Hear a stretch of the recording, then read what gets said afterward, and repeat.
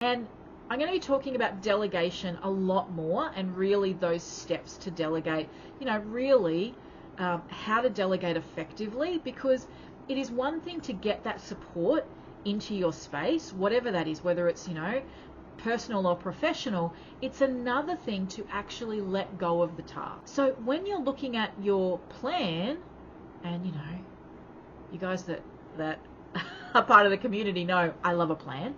When you look at your plan, I want you to go back to that plan once you know what support you need, and think about, well, how do I let go of those tasks? What do I need to do?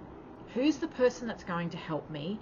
And what do I need to do to actually let go and let somebody else help me? So many business owners want to hold on to everything and wonder why they're so overwhelmed. We can only do so much. So when you are feeling overwhelmed, I want you to think about who can help, how can I let go?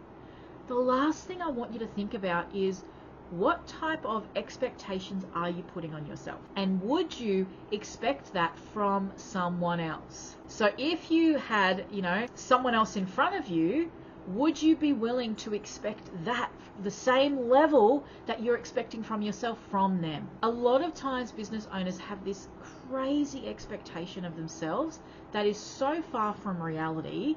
It is like, it's almost can be comical.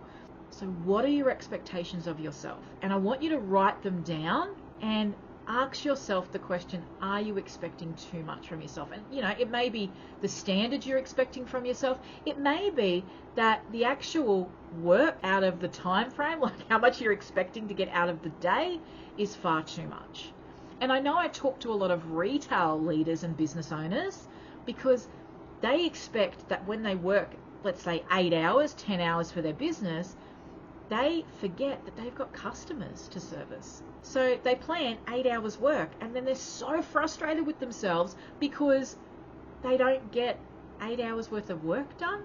And all the time I keep saying to them, you have to plan how much time your customers are going to need from you, so that you're actually planning the right amount of work. You're not planning 8 hours of solid brain focused work, and actually you're going to be serving customers and dealing with clients and returning emails and talking on the phone with your clients and all of those things for 4 hours. And you can see how quickly our expectations just explode of ourselves. No one is harder on a business than the business owner.